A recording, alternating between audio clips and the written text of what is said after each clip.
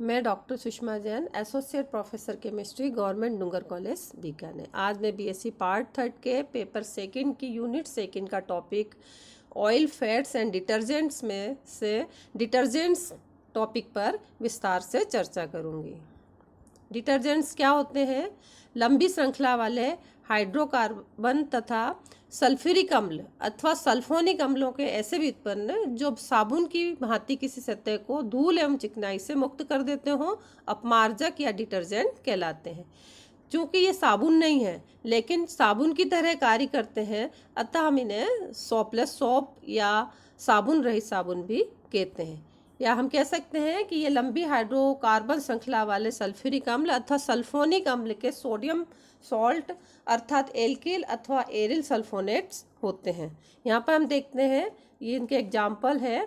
ये है sodium paradodecyl benzene sulfonate और ये है sodium lauryl sulphate. Sodium paradodecyl benzene sulphonate में ये जो पार्ट है, आयनिक पार्ट, ये कहलाता है हाइड्रोफिलिक पार्ट, और ये जो हाइड्रोकार्बन वाला पार्ट है ये कहलाता है हाइड्रोफोबिक पार्ट।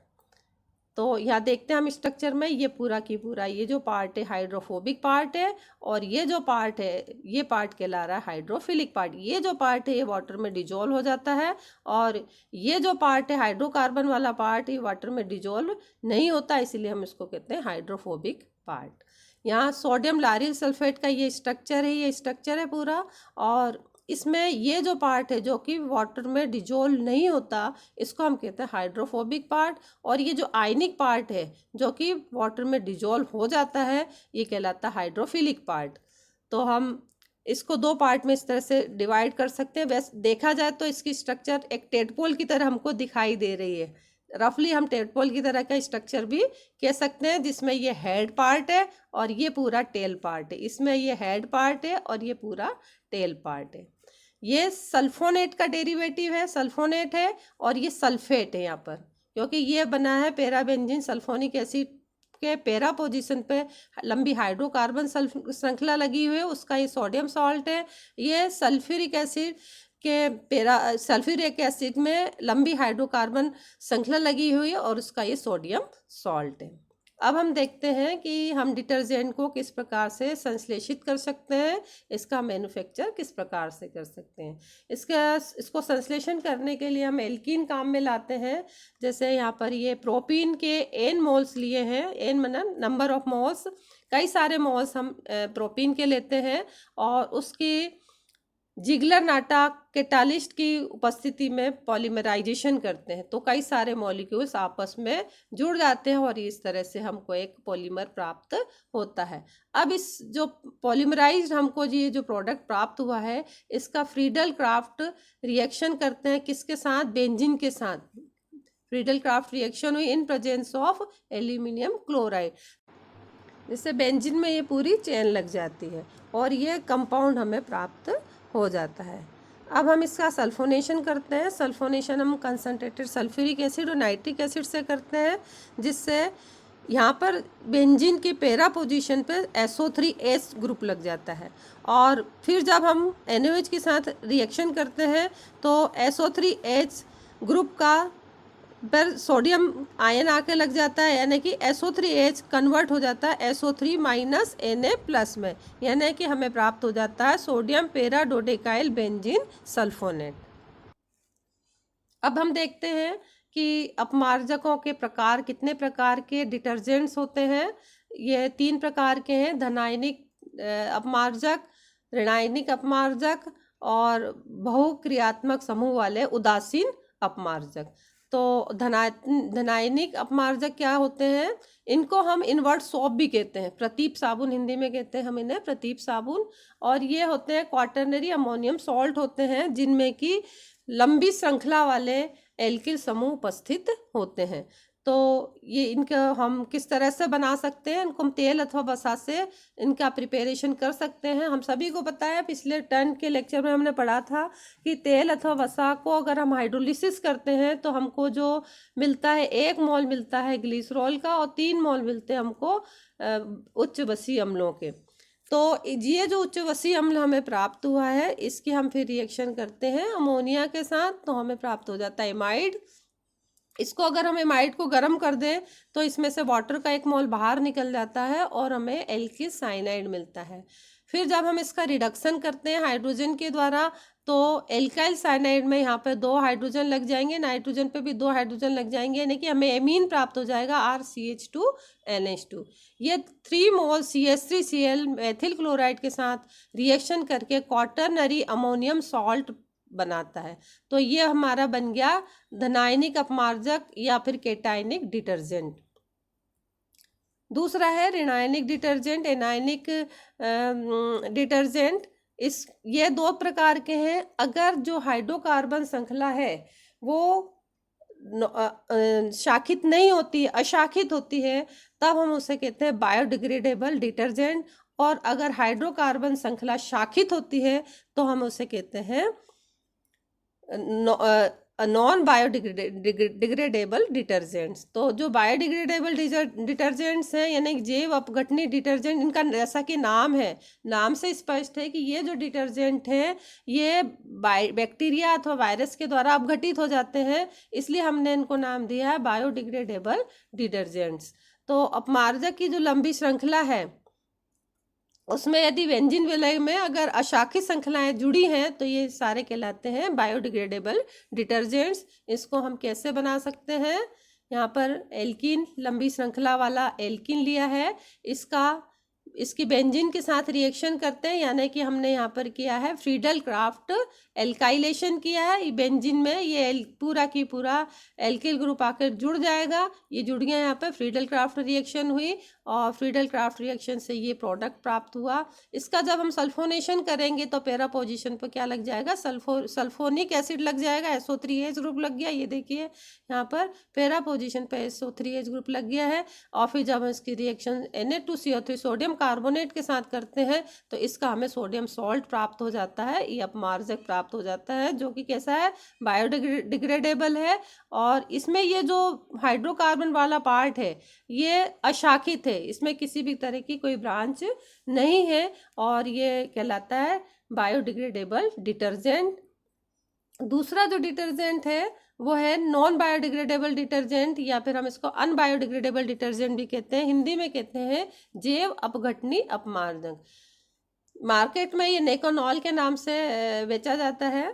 तो ये इस अपमार्जक में क्या है कि जो हाइड्रोकार्बन वाला पार्ट जो बायोडिग्रेडेबल वाला अपमार्जक था उसमें ये जो हाइड्रोकार्बन वाला पार्ट तो अशाखित था, लेकिन अब इसमें जो हाइड्रोकार्बन वाला जो पार्ट है वो शाखित हो जाता है। ये देखिए ये शाखित है, यानी कि इसमें ये पूरी जो लंबी श्रृंखला चल रही है वो ब्रांच श्रृंखला है। शाखित होने के कारण ये इसको बैक्टीरिया वायरस जो है इसको डिग्रेडेट नहीं कर पाते हैं, इसलिए इसको कहते हैं हम जैव अनअपघटनीय अपमार्जक या अनबायोडिग्रेडेबल डिटर्जेंट। इसको हम बनाने के लिए प्रोपीन काम में लाते हैं, CH3CH डबल बॉन्ड CH2, इसके 4 मोल्स मिलकर पॉलीमराइज हो जाते हैं और इस तरह से ये कंपाउंड प्राप्त होता है। फिर इसका फ्रीडल क्राफ्ट एल्काइलेशन करते हैं बेंजीन के साथ। तो बेंजीन में ये जितनी ये लंबी जो श्रृंखला है ये एल्काइल ग्रुप हम जनरल कह सकते हैं, एल्काइल ग्रुप जो है वो इसमें आकर ऐड हो जाता है, यानी कि फ्रीडल क्राफ्ट एल्काइलेशन हो जाता है यहाँ पर। और फिर जब हम सल्फ्यूरिक एसिड के साथ रिएक्शन करते हैं तो पैरा पोजीशन पर सल्फोनिक एसिड ग्रुप आकर ऐड हो जाता है। फिर जब इस कंपाउंड की रिएक्शन सोडियम हाइड्रोक्साइड के साथ करते हैं तो इसका सल्फोनिक एसिड का हमें सोडियम सॉल्ट प्राप्त हो जाता है, जिसे कि हम क्या कहते हैं, नेकोनॉल कहते हैं। ये जैव अनअपघटनीय अपमार्जक है, ये बैक्टीरिया अथवा वायरस के द्वारा अपघटित नहीं होता है। पॉल्यूशन के हिसाब से हमें जैव अपघटनीय अपमार्जक ही ज़्यादा उपयोग में लाने चाहिए ताकि वो जो नेचर में जाकर अपघटित हो जाएं और हमारे पॉल्यूशन को नुकसान नहीं करें। अनअपघटनीय डिटर्जेंट को हमें कम से कम ही उपयोग में लाना चाहिए। थर्ड जो प्रकार का जो अपमार्जक है वो है उदासीन अपमार्जक।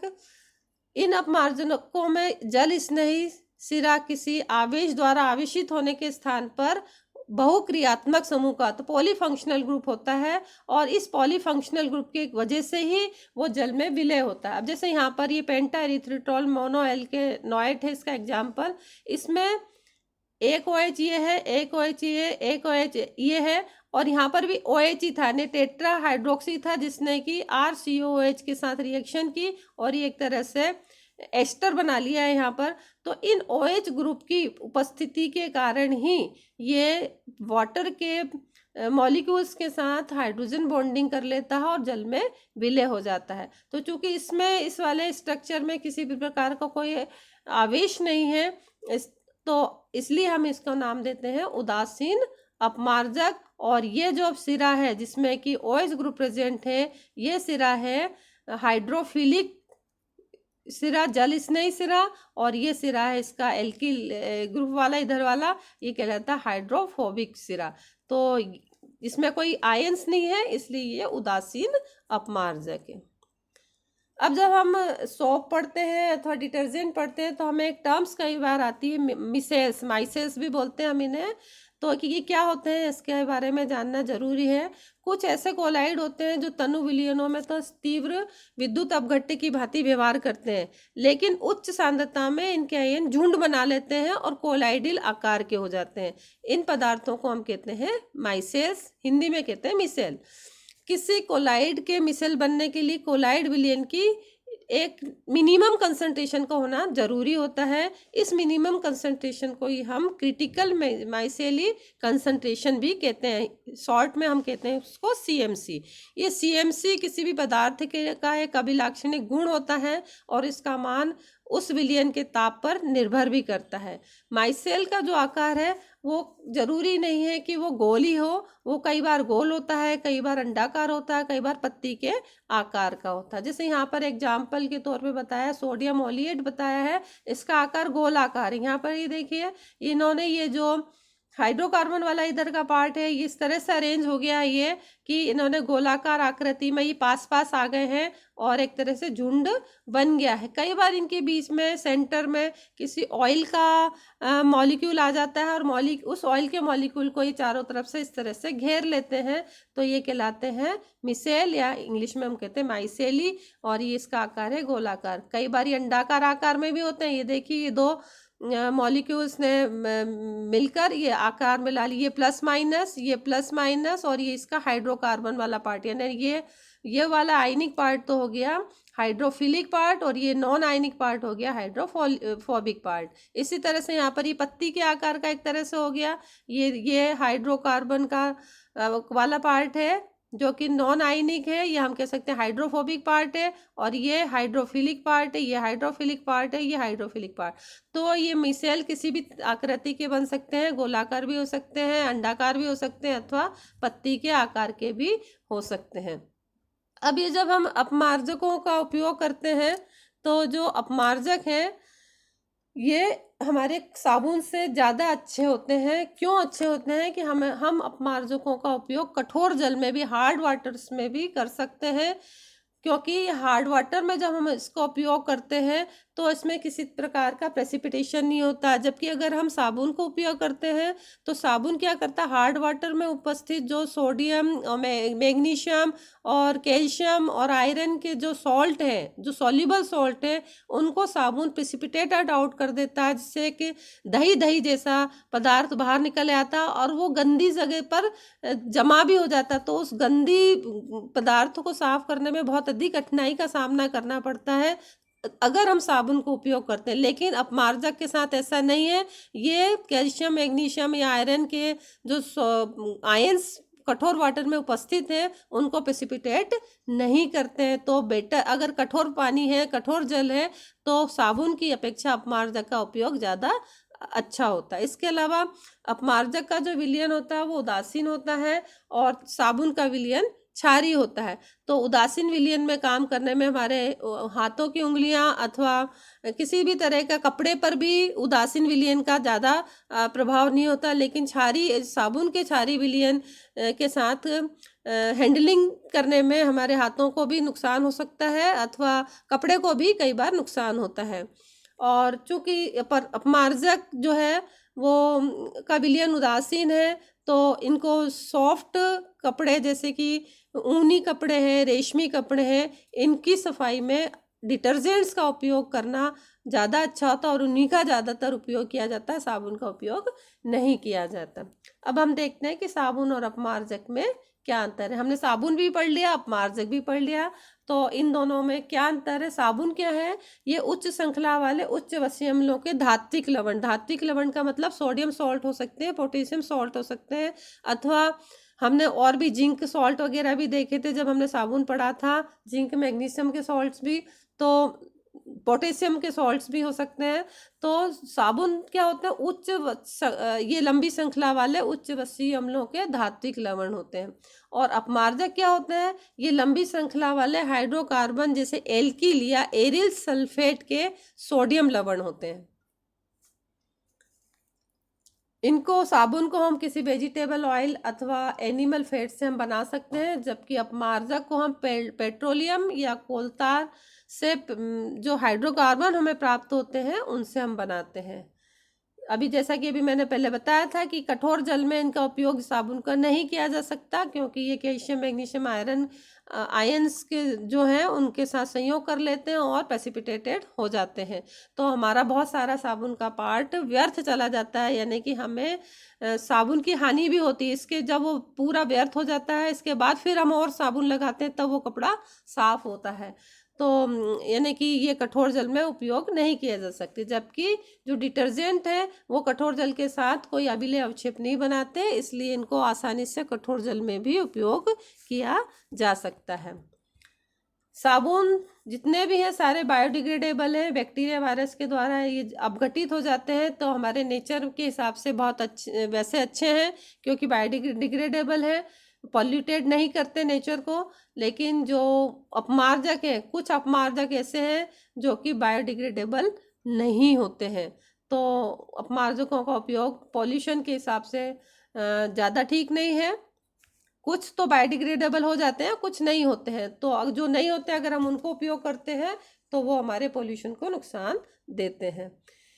साबुन का जो क्लिनसिंग एक्शन है वो वीक होता है, जबकि हमारे डिटर्जेंट्स का जो क्लिनसिंग एक्शन है, सफाई करने की जो प्रक्रिया से जो सफाई होती है वो ज़्यादा अच्छी तरह से होती है। और साबुन का क्षारीय विलयन जो है वो क्षारीय होता है, जबकि अपमार्जक का विलयन उदासीन होता है। क्यों होता है क्षारीय? जैसे साबुन क्या है, सोडियम सॉल्ट है वसीय अम्लों के, इनको जब हम पानी में डालते हैं, जल में डालते हैं, तो एक एसिड बनता है, एक बेस बनता है। एसिड बनता है RCOH, बेस बनता है NaOH।